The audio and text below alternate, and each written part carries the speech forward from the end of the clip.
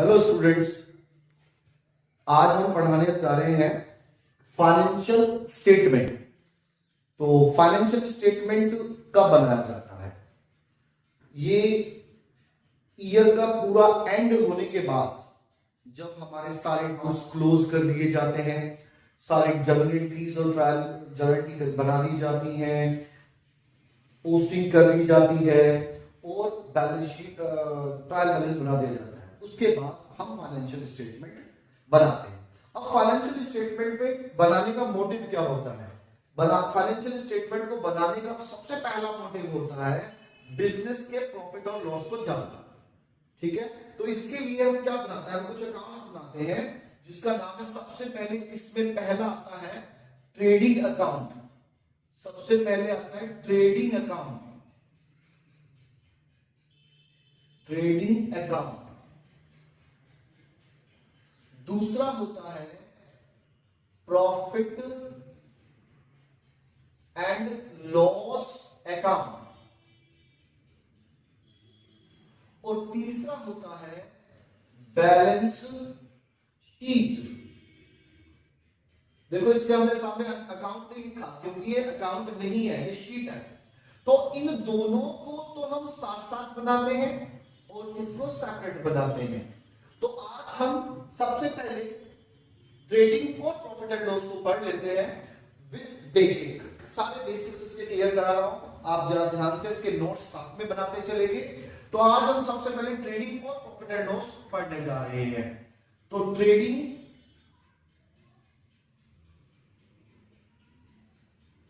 And profit and loss account, जो भी company का नाम है या भी किसी प्रोप्राइटर का नाम है, क्योंकि ये प्रोप्राइटरशिप फॉर्म का है, तो मिस्टर राम। और ये पूरे साल के लिए बनाया जाता है, इसीलिए फॉर द ईयर एंडेड 31 मार्च 2022, जिस डेट में ईयर क्लोज हो रहा है वहां तक। अब मैं इसमें लाइनें खींच लेता हूं, ये हम फॉर्मेट ड्रॉ कर ले रहे हैं। फॉर्मेट में ये हमारा अमाउंट का कॉलम,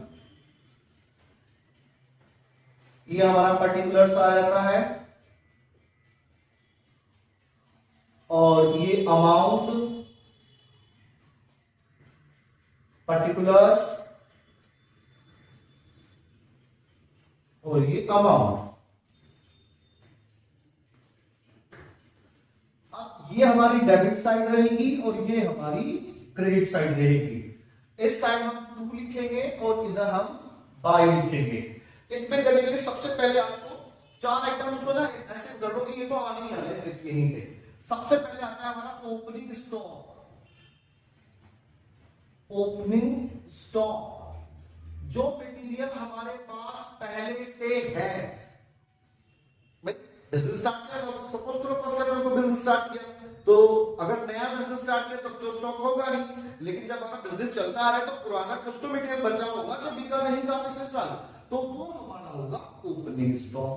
तो ओपनिंग स्टॉक, उसके बाद फिर हम और नया मटेरियल परचेज करेंगे तो ये आएगा परचेजेस। और परचेजेस को हम अंदर लिखेंगे इनर कॉलम में। क्यों? क्योंकि हो सकता है कुछ मटेरियल आपने वापस किया हो तो उसे हम लेस करेंगे। Less purchase return. Purchase return उसको हम लेस करेंगे, या फिर इसी को दूसरे नाम से भी पुकारते हैं हम रिटर्न आउटवर्ड। यानी कि जो मटेरियल आया था उसे वापस की बाहर की तरफ वापस कर दिया हमने, ये रिटर्न आउटवर्ड। इसको माइनस करने के बाद ये बाहर जो आ जाएगा इसे हम कहेंगे नेट परचेज। उसके बाद इधर लिखेंगे सेल्स। सेल्स, सेल्स में से भी सेम लेस करेंगे, सेल्स रिटर्न, सेल्स रिटर्न। और सेल्स रिटर्न को भी दूसरे नाम से पुकारते हैं हम, जिसको हम कहते हैं रिटर्न इनवर्ड, अंदर की तरफ वापसी। और इनको हम माइनस करने के बाद बाहर सेल्स लिखेंगे, ये होगा हमारा नेट सेल्स। इसके बाद लिखेंगे हम क्लोजिंग स्टॉक, और जो क्लोजिंग स्टॉक है उसको यहां पे लिखने के बाद ही 4 आइटम हमारे लिख दिए। इसके बाद हमें यहां पे लिखने हैं डायरेक्ट एक्सपेंसेस, डायरेक्ट एक्सपेंसेस। और ये जो डायरेक्ट एक्सपेंसेस है, ये कौन से एक्सपेंसेस हैं? ये डायरेक्ट एक्सपेंसेस हमारे होते हैं जो मटेरियल को बाजार से आपकी फैक्ट्री, आपके वर्क प्लेस तक लाने में, और उसको यदि बनाना है, जब बना रहे हैं तो उसको प्रोड्यूस करने में जो खर्चे होते हैं उनको हम डायरेक्ट एक्सपेंस कहते हैं। तो मैं उनको जरा एक बार लिख के बता देता हूं कौन कौन से हो सकते हैं। जैसे carriage,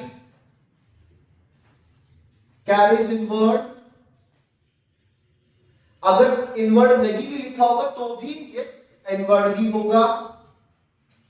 freight, freight inward,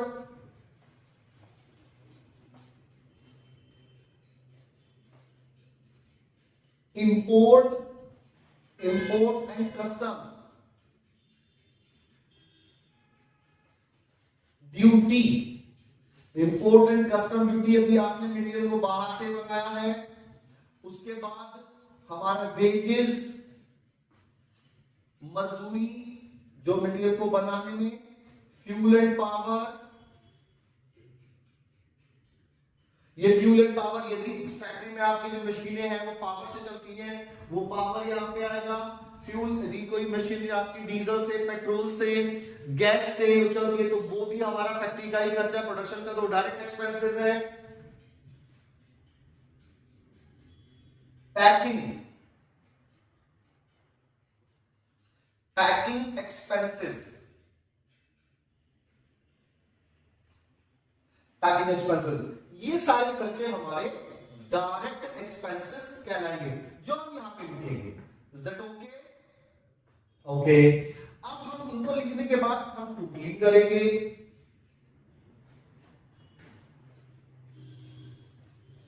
totalling का तरीका वही जो हम पहले से अब तक लेजर में करते आए हैं। इधर की साइड मैक्सिमम टोटल बड़ी आएगी तो हम उसको यहां लिखेंगे, वही टोटल हम यहां लिखेंगे। इसमें से ये जो माइनस होगा, माइनस करके जो भी बैलेंस बचेगा, ये बैलेंस हमारा प्रॉफिट होगा। और ये कौन सा प्रॉफिट होगा?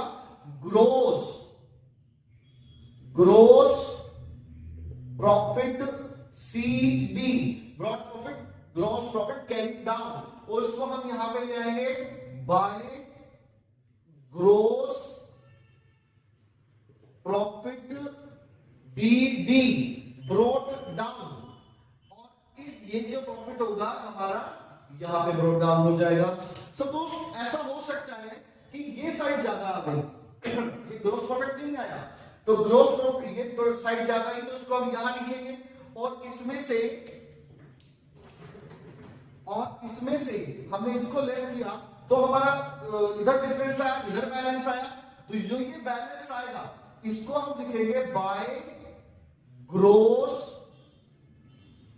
Loss carry down. और इस ग्रोस लॉस को यहां ब्रोट डाउन कर लेंगे और यहां पे लिखेंगे to gross loss brought down. अब देखिए ये हमारा ट्रेडिंग अकाउंट बन गया। ये ट्रेडिंग अकाउंट के बाद जो भी ग्रोस प्रॉफिट आए यहां पे या ग्रोस लॉस आए, दोनों में से एक ही आ सकता है।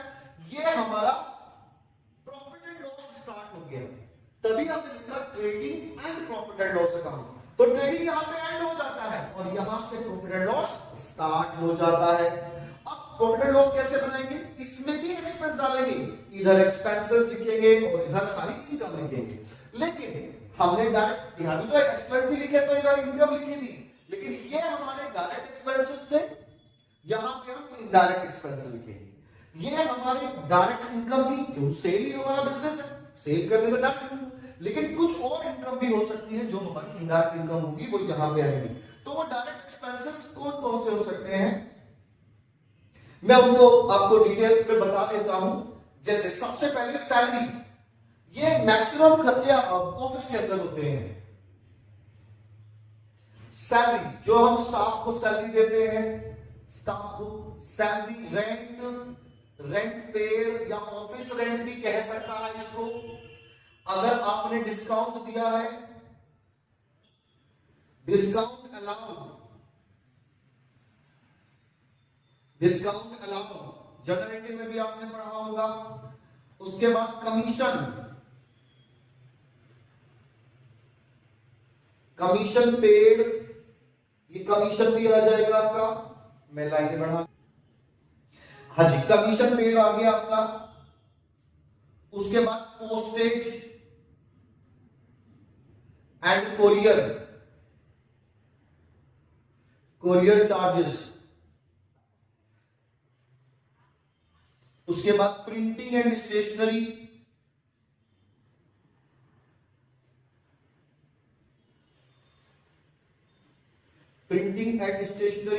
बहुत सारे एक्सपेंसेस होंगे जो यहां नहीं आए, उनसे बचने के बाद सारे एक्सपेंसेस यहां पे कुछ मैं लिख देता हूं। बाकी फिर भी इन सारे एक्सपेंसेस को छोड़ने के बाद जो भी सारे डायरेक्ट एक्सपेंसेस, यानी कि आप मटेरियल को बाजार से लाना और उसको बनाने के खर्चे डायरेक्ट, उसके बाद सारे डायरेक्ट यहां पे आ जाएंगे। एडवर्टीजमेंट,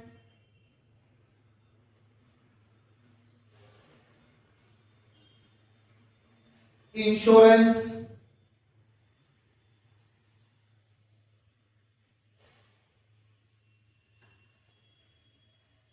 बैड डेट्स, जो पैसे आपके अनरिकवरेबल, जो पैसे आपके मर जाते हैं, वो कुछ इनकम भी होगी। अच्छा, कुछ ऐसी आइटम है जो एक्सपेंस भी इनकम भी है, जैसे रेंट है। भाई रेंट अगर आपको मिल रहा है, भाई आप सेल का काम कर रहे हैं तो रेंट आपको मिल रहा है, मेन काम आपका रेंट का तो है नहीं, तो वो तो डायरेक्ट इनकम नहीं है, इनडायरेक्ट है। तो अगर आपको रेंट मिल रहा है तो रेंट रिसीव ये आपकी डायरेक्ट इनकम है। Commission receive,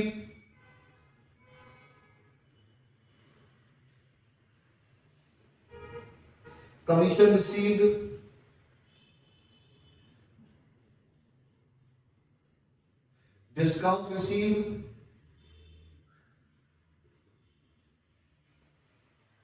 interest receive.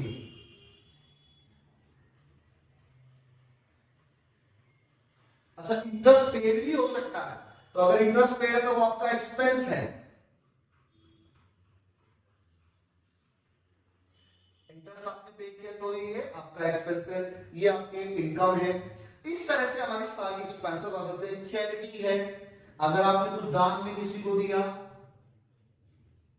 तो ऐसे बहुत सारे एक्सपेंसेस होंगे। तो जितने भी एक्सपेंसेस आपके लिखेंगे आप, वो सारे आपके इधर आ जाएंगे, ईच एंड एवरीथिंग। और फिर से इसी के तरह उसका टोटल करेंगे। अब फिर से भाई ये टोटल हमारा ज्यादा आ गया, इसी टोटल को हमने यहां पे लिखा। इस टोटल में से ये सारा माइनस करने के बाद, सारे एक्सपेंसेस को माइनस करने के बाद हमारा नेट प्रॉफिट, और इसमें सीडी और बीडी नहीं लिखेंगे, कैरी डाउन ब्रॉट डाउन नहीं करेंगे, क्योंकि ये सीधा बैलेंस शीट पर जाएगा। नेट प्रॉफिट लिखेंगे और उस अमाउंट को यहां पे लिख देंगे, ये हमारा नेट प्रॉफिट आ जाएगा। इस तरह से यदि हमारा इधर आता है, ये ज्यादा आता है, तो ये सारा माइनस करने के बाद हमारा यहां पे आएगा बाय नेट लॉस। तो नेट प्रॉफिट या फिर नेट लॉस, तो नेट प्रॉफिट और नेट लॉस ये हमारे आ सकते हैं। इस तरह से हमारा ट्रेडिंग और प्रॉफिट एंड लॉस अकाउंट बनाया जाएगा। अच्छा, मैं इसमें कुछ आपको चीजें बता दूं जो आपको क्वेश्चंस में आ सकते हैं। जैसे सबसे पहले मैंने बताया, ये है आपका net purchase, net sales,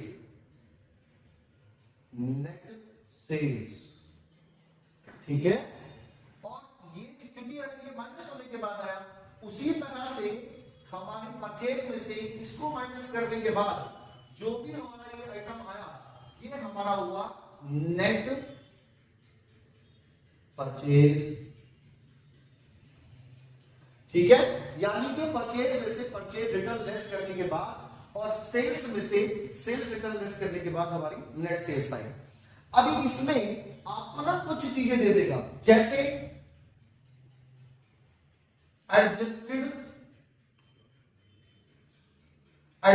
purchase. अब ये एडजस्टेड परचेज क्या होता है? एडजस्टेड परचेज होता है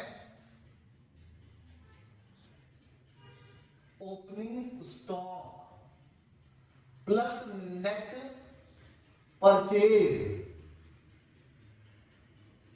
और माइनस क्लोजिंग स्टॉक। ये हमारा नेट परचेज एडजस्टेड होता है। एक्चुअली क्या है कि कई बार आपको क्वेश्चन में आपको गिवन नहीं होगा कि ये केवल ये गिवन होगा एडजस्टेड परचेज, तो वहां पे आपको ओपनिंग स्टॉक और क्लोजिंग स्टॉक क्वेश्चन में नहीं लिखना है, सीधा आपका आप परचेज लिख देना है एडजस्टेड परचेज। क्यों? क्योंकि एडजस्टेड परचेज में ओपनिंग और क्लोजिंग स्टॉक आपके ऑलरेडी एडजस्टेड है। यहां पे मैं कुछ आपको फॉर्मूलाज भी बता देना चाहता हूं जो आपको क्वेश्चन में आगे जरूर रिक्वायरमेंट होगी, जैसे कॉस्ट ऑफ गुड्स सोल्ड। तो कॉस्ट ऑफ गुड्स सोल्ड, तो कॉस्ट ऑफ गुड्स सोल्ड क्या होगा? ये सबसे पहले होगा सेल्स माइनस ग्रॉस प्रॉफिट। दूसरा, इसको हम शॉर्ट में सीओजीएस भी बोलते हैं, कॉस्ट ऑफ गुड्स सोल्ड को सीओजीएस भी बोलते हैं। उसके बाद सीओजीएस का एक और फॉर्मूला, सीओजीएस का एक और फॉर्मूला है आपका equal to opening stock plus purchase plus direct expenses minus closing stock. ये भी हमारा सीओजीएस का फॉर्मूला है जिसकी रिक्वायरमेंट आपको इन फ्यूचर हो सकती है। तो देखिए स्टूडेंट, ये हमने अभी ट्रेडिंग और profit and loss without adjustment पढ़ा है। विद एडजस्टमेंट आपको पहले एडजस्टमेंट पढ़ाएंगे, उसके बाद एडजस्टमेंट के क्वेश्चन कराएंगे। इसके भी क्वेश्चंस कुछ हम कराएंगे जो मैं अभी आगे आने वाली वीडियोस में आपको कराऊंगा। इसमें जो भी अगर आपको डाउट हो तो आप हमें कमेंट कर सकते हैं, हम आपके डाउट्स आने वाली क्लासेस में सॉल्व कर देंगे। तो अभी आपको इसके नोट्स तैयार कर लेने हैं और इसको आप इसका स्क्रीनशॉट ले सकते हैं